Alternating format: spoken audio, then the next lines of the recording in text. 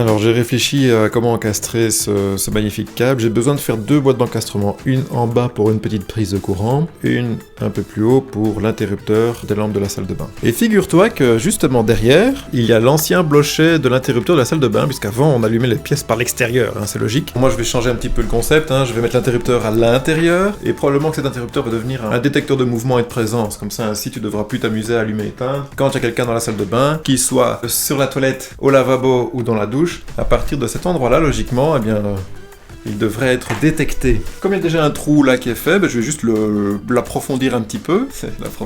Je vais l'agrandir un petit peu, en tout cas je vais percer de part en part, comme ça ainsi je pourrais, une fois que j'aurai mis mon panneau, je pourrais faire mon trou dans mon panneau et je viendrai mettre une boîte d'encastrement de cloison creuse, je ne devrais pas la sceller et tout le toin.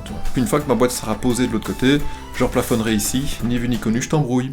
Donc maintenant il faut retrouver le perfo. Et vu que je suis allé chez les parents faire les petits travaux le week-end dernier là, c'était hier. Je sais que je l'ai pris avec moi, j'ai dû le ramener, mais il est là. Bon voilà tout le matos, il n'y a plus qu'à l'assembler. Je retrouve plus mon petit burin, donc je vais le faire avec le gros. Ça va passer, Ouais, ça va. On va trouver quelque chose. Pour en bas, par contre, ça serait un peu plus chaud. Je vais essayer de casser une demi-brique, tu vois. Essayer de voir s'il n'y a pas, dans le même alignement, un endroit où il y a une demi-brique. Celle-là, par exemple, c'est un peu haut, peut-être. Elle est un petit peu haut, quand même. Ça fait un bon 45 cm. Et là, ici, c'est un peu bas. Bon, tant pis, je casserai une brique, là. À mon avis, je casserai ce morceau-ci, ici. Bon, voilà le carnage, tu vois. Juste pour pouvoir mettre un interrupteur et une petite prise de courant, j'ai fait les trous à travers le mur. Mais t'as vu tout le bazar que ça fait, quoi. Pelle, ramassette, seau. Et alors surtout aérer parce que ça fait de la poussière. Il y en a partout. Heureusement que ça ne monte pas la poussière, ça fait juste descendre. Mais ici, tu ne le vois pas, mais il y a de la poussière dans l'air, c'est vraiment désagréable.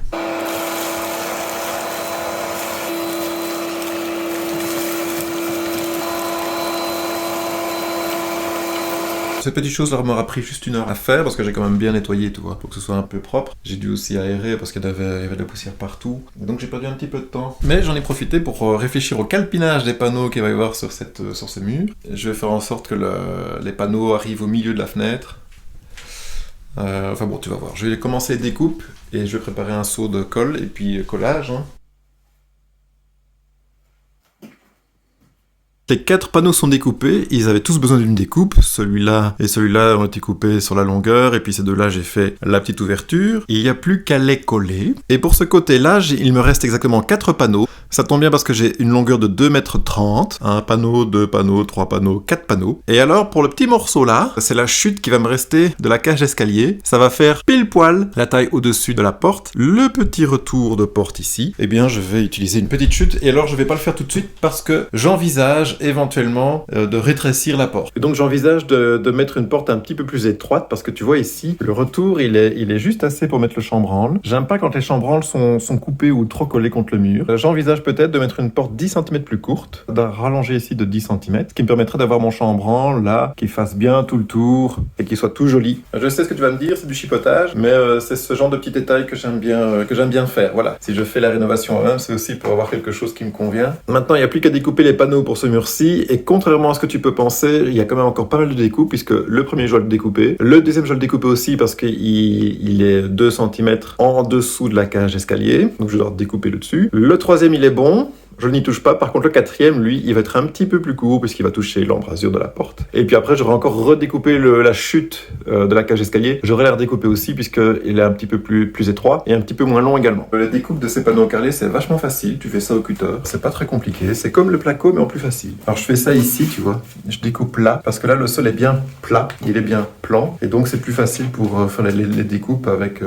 J'utilise un rail comme règle pour faire mes découpes droites. Je les ai stockées ici, tu vois. Donc je les prends là, je les pose au sol, je les découpe et puis après je les pose là-bas. C'est pas un travail très fatigant, c'est juste long. Comme tout dans la rénovation, c'est que ça prend du temps de prendre les cotes, de couper, de vérifier. Ces 4 petits panneaux-là que j'ai découpés, je pense que ça m'a pris une bonne heure, quoi. On dirait pas, parce que toi tu regardes la vidéo qui dure une dizaine de minutes. Mais non, ça va pas aussi vite dans la vraie vie. Maintenant qu'on sait que toutes ces jolies plaques sont bien découpées et qu'elles s'emboîtent parfaitement, eh bien il n'y a plus qu'à les retirer pour pouvoir les coller. Et c'est l'occasion pour toi d'admirer une dernière fois mon super beau mur texturé.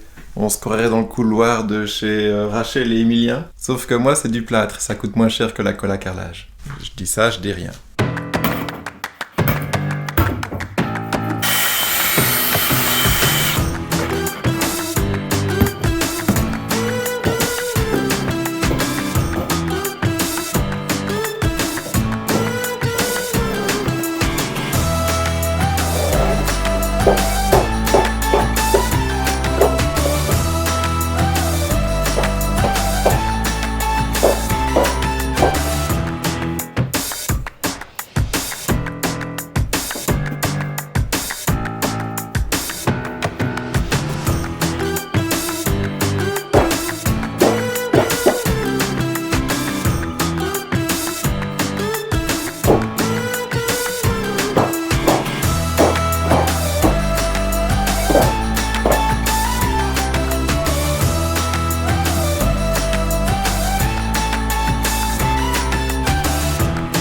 Alors on est le lendemain, regarde comme tout est bien collé. Beau mur, hein. Tout est gris. Je me dis finalement, je devrais peut-être prendre du carrelage gris, c'est pas trop moche. J'ai mis le petit chauffage d'appoint parce que il fait quand même pas très chaud dans cette pièce. Elle est pas chauffée et puis les basses températures c'est pas non plus l'idéal pour la colle. Hein. Maintenant je vais trouer les panneaux pour cheviller. J'ai compté le nombre de trous que je dois faire. Il y en a 109. Et j'ai compté le nombre de rondelles qui me restent et il y en a 30. Voilà. Donc je viens juste de commander sur ce site qui te livre en moins de 24 heures. Et demain je devrais avoir encore une boîte de 100. Alors ça c'est pas la marque, c'est la sous-marque. C'est 10 € le rouleau pour 50 mètres. La marque, je te retrouverai le rouleau après, c'est juste 30 € pour 25 mètres. J'ai acheté des chevilles et aussi des longues vis J-Proc. Ce sont des 55 mm de long. Ce qui devrait être suffisant pour bien aller jusque dans la brique. Donc là c'est le gros stress, hein. J'ai fait plein de trous pour essayer de retrouver le plot. Et alors en regardant par là, j'ai réalisé que le câble passait juste à côté. Et alors on ne le voit peut-être pas bien, mais le câble a été légèrement touché. C'est juste la gaine de plastique qui a été légèrement touchée, mais ça c'est pas grave. Là ça va, il est à l'extérieur du plot de colle. Après ici, toute cette partie-là, j'ai aucune visibilité. Ici je vais éviter de faire un trou là, et là, et là, parce que c'est dans cette zone-là que passe le câble. Donc je mettrai pas de rondelle à cet endroit-là. Et ici aussi, tu vois, je sais pas trop bien où il passe le câble, donc je vais éviter. Là tout au-dessus, la rondelle qui est là. Là je sais pas trop bien ce qui s'est passé et je vois pas trop. Donc je vais me dépêcher de faire les trous des spots. Comme ça, je vais récupérer le câble qui passe au-dessus. Je vais le tester, voir s'il a pas de courju et s'il n'est pas sectionné. J'espère que je l'ai pas touché. Sinon, faire les trous, ça se passe plutôt bien. Alors, j'ai envie de dire que une fois sur 10, je suis à côté du plot de colle et donc la cheville ne tient pas. De temps en temps, je vais refaire 2-3 trous. Je sais pas si ça se voit, ouais, ici par exemple. J'ai dû m'y reprendre à plusieurs fois pour retrouver le plot de colle. Le fabricant recommande de faire 8 plots de colle par plaque. J'en ai fait 16, juste pour être sûr. 8, je sais pas, j'ai pourtant regardé 2 fois, hein, et 8 plots de colle. Quand tu regardes sa vidéo, il en fait un peu plus que 8. Hein. Donc ça me semble raisonnable, tu vois, j'en ai 16, donc c'est bien réparti sur toute la plaque. C'est plus ou moins les mêmes distances qui sont recommandées que pour visser sur les montants métalliques.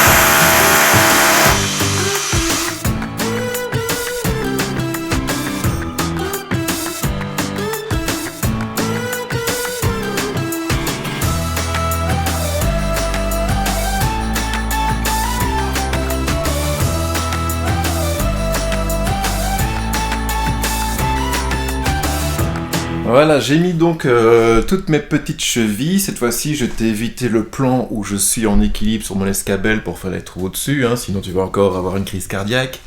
Je sais, je suis inconscient. De temps en temps, je dois m'y reprendre plusieurs fois parce que j'ai chaque fois marqué un petit trou là où j'ai mis mes plots, mais je pense que la colle, elle a dû descendre, la gravité a fait son travail. De temps en temps, eh bien, quand je fais mon trou, eh bien, je tombe dans du vide, donc... je refais mon trou un petit peu plus bas, et généralement je retrouve le plot de colle et je peux le transpercer. J'ai respecté beaucoup plus les recommandations du constructeur, qui préconise de faire 8 plots par panneau. Je respecte pas trop bien ces consignes, je sais. Et en plus, la deuxième chose que je ne respecte pas, il recommande de mettre des chevilles de 8 mm. Moi j'ai mis des chevilles de 6. Parce que les rondelles que j'ai... Je vais te montrer les rondelles. Les rondelles que j'ai, elles sont un petit peu plus petites. Elles ne me permettent pas de mettre des vis qui sont faites pour aller dans des chevilles de 8 mm. Mais sinon, j'ai respecté la longueur. J'ai mis du 50 mm de longueur. J'ai pris les Duo Power que j'adore. Maintenant, j'attends de recevoir ma livraison de rondelles. Et puis après, je pourrai mettre les vis. J'aime bien cette coupe où tu vois clairement le panneau à carreler qui parfois est contre le mur. Et puis après, hop, des petits dénivelés. Donc tu vois... ça rattrape quand même bien, et alors on voit le câble qui traverse et qui va dans les plots de colle. Ça c'est vraiment une bêtise que j'ai faite. C'est quand même impressionnant de voir combien les panneaux à carreler peuvent rattraper un mur complètement irrégulier, et puis tu vois... il est hyper droit quoi. Et en plus d'être droit, il est d'aplomb. Donc ça fait... ça change tout aussi dans cette pièce. Honnêtement, je crois qu'en vidéo tu ne le vois pas, mais là physiquement dans la pièce, ça change tout. C'est hallucinant. Ça fait bizarre d'être dans une pièce qui est rectangulaire. Les angles sont droits à chaque coin et les murs sont d'aplomb. C'est hallucinant. Je suis vraiment impatient de commencer le sol. Et lui, il va pas être de niveau, il va être légèrement en pente, puisque j'ai prévu une petite pente qui va vers le bac de douche. Et ça, tu comprends bien que c'est juste parce que j'aime bien pouvoir nettoyer facilement ma salle de bain et évacuer les eaux dans la douche.